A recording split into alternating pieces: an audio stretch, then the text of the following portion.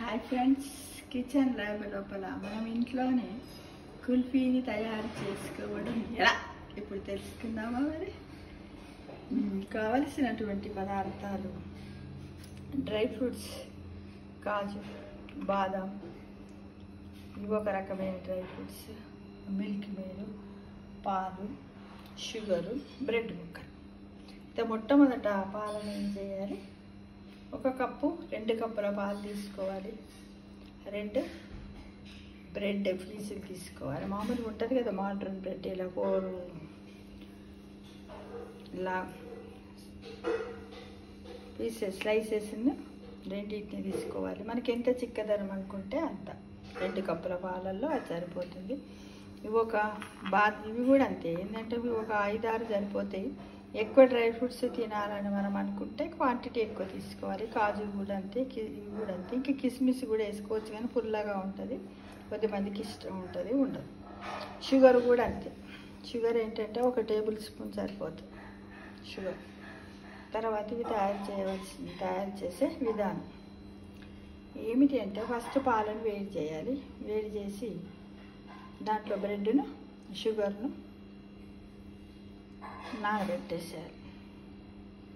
దాంట్లో నానబెట్టిన తర్వాత ఈ డ్రై ఫ్రూట్స్ని కూడా మనం ఏం చేయాల్సిన పని లేదు, ఏమీ లేదు. పాలు కొంచెము చల్లారిన తర్వాత ఈ డ్రై ఫ్రూట్స్ని అన్నిటిని అలానే వేయాలి. 2 ఇలాచీలు వేయాలి, స్మెల్ గురించి వేసి దాన్ని గ్రైండ్ చేయాలి. గ్రైండ్ చేసి ఇలాంటి మిశ్రమం వస్తుంది ఫ్రెండ్స్. అయితే దీని మీద తెల్లగా ఉన్నది ఏంటిదంటే మిల్క్ మేడ్.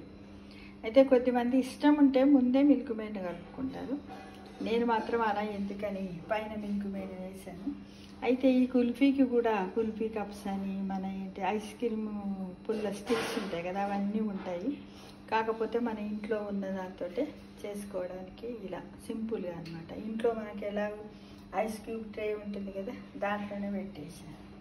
ఇది ఒక గిన్నెలో పోసాను. ఇంకా చిన్న చిన్న ఇవి దొరుకుతాయి కదా, ఇది కుల్ఫీ తయారు చేయడానికి మనం ఏదైనా ఆర్డర్ చేసుకుంటే ఆన్లైన్లో ఉండాలి. ఇవి పైన వెడల్పుగా ఉండి కిందికి చిన్నగా ఉంటుంది. దాని మధ్యలో పుల్ల పెట్టేసినట్టయితే ఇలా తినొచ్చు అనమాట కుల్ఫీని.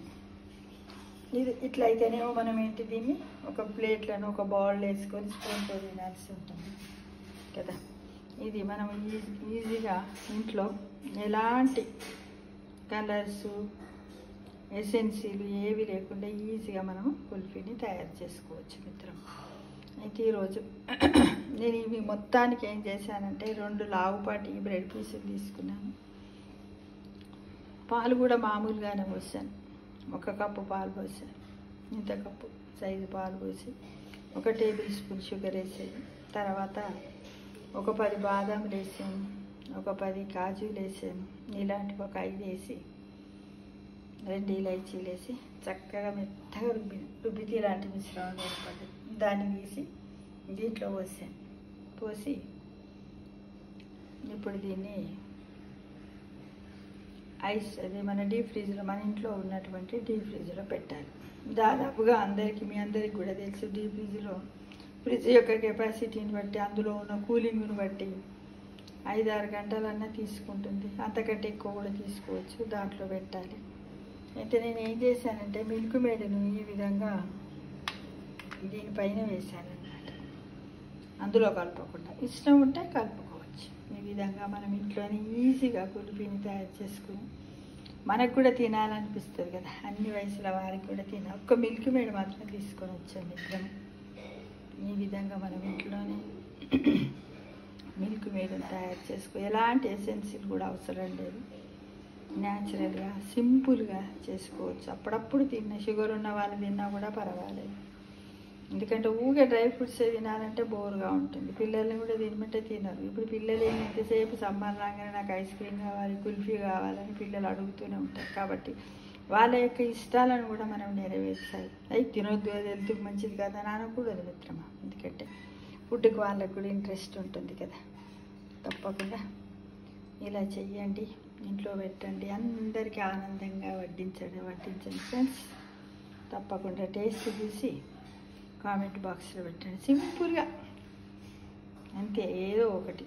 ఇది ఎక్కడా చూడలేదు, నేనే ఊరికైనా క్రియేటివిటీగా ఆలోచించి ఇలా చేశాను. మీరు కూడా అందరు చేసి యూట్యూబ్లో అప్లోడ్ చేయండి. ఇంకా ఇలాంటి రకరకాల వంటకాలతో నేను మళ్ళీ కూడా ఈ కిచెన్ ల్యాబ్ లోపల ఈ సమ్మర్ స్పెషల్ ఇవి చేశాను.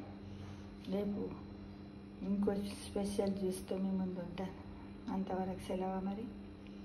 Thank you for watching. అట్లనే ఒక లైక్ చేయండి మిత్రమా, మీకు నచ్చినట్టయితే. టేస్ట్ చేసి కామెంట్ బాక్స్లో కూడా పెడతారని ఆశిస్తున్నాను.